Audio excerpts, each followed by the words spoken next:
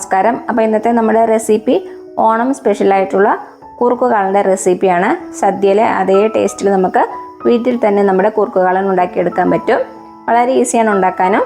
അപ്പോൾ നമുക്ക് ഈ സൂപ്പർ ടേസ്റ്റി ആയിട്ടുള്ള സദ്യ സ്റ്റൈൽ കുറുക്കുകാളൻ എങ്ങനെ ഉണ്ടാക്കുന്നതെന്ന് നോക്കിയാലോ. അപ്പോൾ നമുക്ക് നമ്മുടെ സദ്യ സ്പെഷ്യൽ കുറുക്കുകാളൻ ഉണ്ടാക്കാൻ തുടങ്ങാം. അതിന് വേണ്ടിയിട്ട് ഞാനിവിടെ എടുത്തേക്കുന്നത് ഒരു ചെറിയ കഷ്ണം ചേനയും അതേപോലെ തന്നെ ഒരു വാഴയ്ക്കയുമാണ്. നമ്മുടെ ഏത്തക്കയാണ് എടുത്തേക്കുന്നത്. ഈ ഒരു വലുപ്പത്തിലാണ് കട്ട് ചെയ്തേക്കുന്നത്. ഒത്തിരി ചെറുതായിട്ടൊന്നും കട്ട് ചെയ്യേണ്ട ആവശ്യമില്ല. ഇനി നമുക്കൊരു പാത്രത്തിലേക്ക് ഇട്ട് കൊടുക്കാം. നമ്മൾ കാളൻ ഉണ്ടാക്കുന്നത് ഏത് പാത്രമാണോ അത് വെച്ച് കൊടുക്കുക. ഞാനിവിടെ ഒരു മൺചട്ടിയാണ് യൂസ് ചെയ്യേണ്ടത്. അപ്പം നമ്മുടെ ചേനയും വാഴയ്ക്കയും ഒരു പാത്രത്തിലേക്ക് ഇട്ട് കൊടുത്തു. ഇനി ഇതിലേക്ക് നമുക്കൊരു 1/2 ടീസ്പൂൺ മഞ്ഞൾപ്പൊടി ചേർത്ത് കൊടുക്കാം.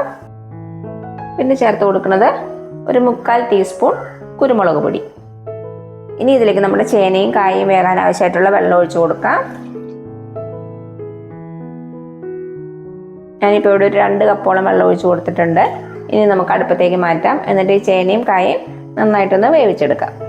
നമ്മുടെ ചട്ടി ഇപ്പോൾ അടുപ്പത്തേക്ക് മാറ്റിയിട്ടുണ്ട്. അടച്ചു വെച്ച് കൊടുക്കാം. അപ്പോൾ ഇതെവിടെ ഇരുന്ന് വേവട്ടെ. ഇടയ്ക്ക് 1-2 പ്രാവശ്യം തുറന്നൊന്ന് ഇളക്കി കൊടുക്കാം.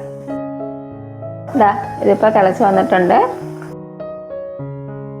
നന്നായിട്ടൊന്ന് ഇളക്കി കൊടുത്തിട്ട് വീണ്ടും അടച്ചു വെച്ചിട്ട് വേവിക്കാം. ഒരു 10 മിനിറ്റ് നമുക്ക് അടച്ചു വെച്ച് വേവിക്കാം. അതിനുശേഷം തുറന്ന് വെച്ചിട്ട് വേവിച്ചാൽ മതി. വെള്ളമൊക്കെ നന്നായിട്ട് വറ്റണം.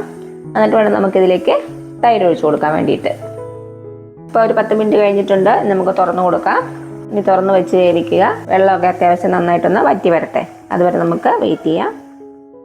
അപ്പോൾ അതാ നമ്മുടെ ചേനയുടെയും വാഴക്കയുടെയും വെള്ളം ഓൾമോസ്റ്റ് വറ്റിയിട്ടുണ്ട്. ചേനയൊക്കെ നന്നായിട്ട് വെന്തിട്ടുണ്ട്. തവി വെച്ച് ജസ്റ്റ് ഒന്ന് പ്രസ് ചെയ്ത് കൊടുത്താൽ മതി. അപ്പം മനസ്സിലാവും വെന്തോ ഇല്ലയോ എന്ന്. ഇനി ഇതിലേക്ക് നമുക്ക് ചേർത്ത് കൊടുക്കേണ്ടത് തൈരാണ്. ഞാനിവിടെ എടുത്തേക്കുന്നത് 1/2 ലിറ്റർ തൈരാണ്. ഇത് മിക്സി ബൗളിലിട്ട് ജസ്റ്റ് ഒന്ന് വിപ്പ് ചെയ്തെടുത്തിട്ടുണ്ട്. കട്ടകളൊക്കെ നന്നായിട്ടൊന്ന് ഉടയണം. ഒത്തിരി മോര് പോലെ ആക്കരുത്. ഇത് നല്ല തിക്കായിട്ട് തന്നെയാണ് ഇപ്പോഴും ഇരിക്കുന്നത്. ഇത് നമുക്കിതിലേക്ക് ഒഴിച്ചു കൊടുക്കാം. തീ ഇപ്പോൾ കുറച്ച് വെക്കണം. എന്നിട്ട് കണ്ടിന്യൂസ് ആയിട്ട് ഇളക്കി കൊടുക്കുക. ഇപ്പം ഞാൻ തീ ഒരു മീഡിയം ഫ്ലെയിമിലേക്ക് മാറ്റി. ഇനി ഇത് തിളയ്ക്കണ വരെ നമുക്ക് ഇളക്കി കൊടുക്കാം. ഇളക്കി കൊടുത്തില്ലെങ്കിൽ നമ്മുടെ തൈര് പെട്ടെന്ന് പിരിഞ്ഞു പോകും. തിളച്ച് കഴിഞ്ഞാൽ പിന്നെ ഇളക്കി കൊടുക്കേണ്ട ആവശ്യമില്ല.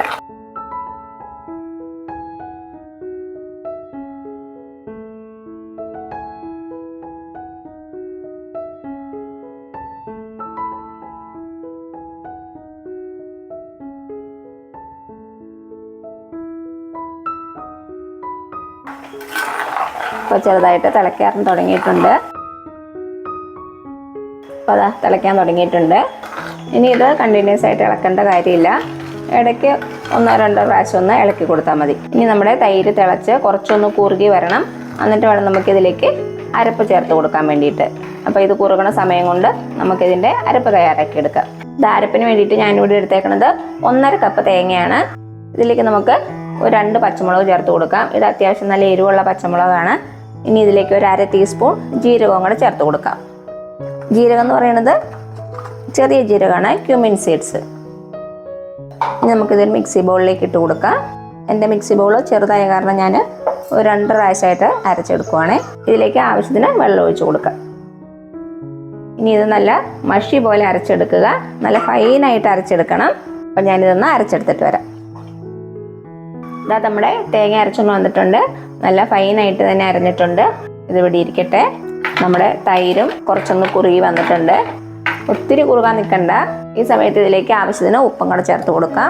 നമ്മൾ കഷ്ണം വേവിച്ചപ്പോൾ മാത്രമാണ് കുറച്ച് ഉപ്പ് ചേർത്ത് കൊടുത്തത്.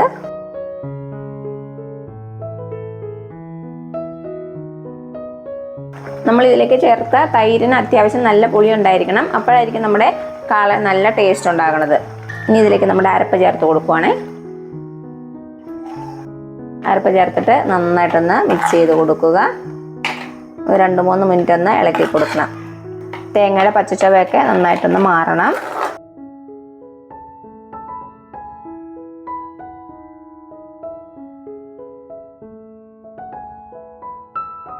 ഉപ്പ് ആവശ്യമുണ്ടെങ്കിൽ ചേർത്ത് കൊടുക്കാം. ഇത് നോക്കിയാൽ നമ്മുടെ കാളൻ അത്യാവശ്യം നന്നായിട്ട് കുറുകി വന്നിട്ടുണ്ട്. ഒത്തിരി കുറുകാൻ വേണ്ടി വെയിറ്റ് ചെയ്യേണ്ട. ഇതിന് ചൂടാറുമ്പോൾ കുറച്ചുകൂടി ഒന്ന് തിക്കായിട്ട് വരും. അപ്പോൾ ഈ ഒരു കൺസിസ്റ്റൻസി നോക്കിയാൽ മതി. 3-4 മിനിറ്റ് നമ്മൾ ഇളക്കി കൊടുത്തു. തേങ്ങയുടെ പച്ചച്ചുവയൊക്കെ നന്നായിട്ട് മാറിയിട്ടുണ്ട്.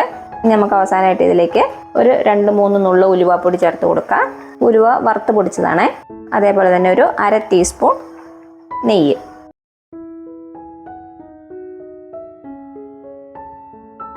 നമ്മുടെ സദ്യയിലെ അതേ ടേസ്റ്റ് കിട്ടാൻ വേണ്ടിയിട്ടാണ് നമ്മൾ നെയ്യ് ചേർത്ത് കൊടുക്കുന്നത്. നന്നായിട്ടൊന്ന് മിക്സ് ചെയ്ത് കൊടുക്കുക. എന്നിട്ട് ഇത് അടുപ്പത്തുനിന്ന് മാറ്റാം. ഇനി ഇതിലേക്ക് നമുക്കൊന്ന് വറുത്തിടണം. പാത്രം ചൂടായിട്ട് വരുമ്പോൾ നമുക്കിതിലേക്ക് ആവശ്യത്തിന് വെളിച്ചെണ്ണ ഒഴിച്ച് കൊടുക്കുക. ഒരു 2 ടേബിൾ സ്പൂണോളം എണ്ണ ഒഴിച്ചിട്ടുണ്ട്. എണ്ണ ഒന്ന് ചൂടായിട്ട് വരുമ്പോൾ നമുക്കിതിലേക്ക് 1 ടീസ്പൂൺ കടുക് ഇട്ട് കൊടുക്കാം. അതിൻ്റെ കൂടുതൽ തന്നെ ഒരു 2 നുള്ള ഉലുവയും കൂടെ ചേർത്ത് കൊടുക്കാം. കടുകും ഉലുവയും പൊട്ടി വന്നിട്ടുണ്ട്. ഞാൻ തീ ഓഫ് ചെയ്തു. ഇതിലേക്ക് 2 വറ്റൽമുളകും കുറച്ച് കറിവേപ്പിലയും കൂടെ ചേർത്ത് കൊടുക്കാം. ഇനി നമുക്ക് നമ്മുടെ കാളനിലേക്ക് ഒഴിച്ചു കൊടുക്കാം. നന്നായിട്ടൊന്ന് മിക്സ് ചെയ്യുക.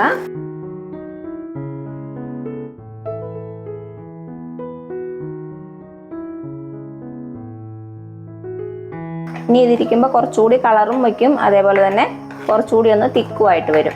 കാളനൊക്കെ നമുക്ക് സദ്യയുടെ അന്നുണ്ടാക്കാതെ തലേദിവസം ഉണ്ടാക്കി വെക്കുന്നതാണ് കൂടുതൽ നല്ലത്. അപ്പോൾ കുറച്ചുകൂടി പുളിയൊക്കെ ഇറങ്ങിയിട്ട് നല്ല സൂപ്പർ ടേസ്റ്റി ആയിരിക്കും നമ്മുടെ കാളൻ.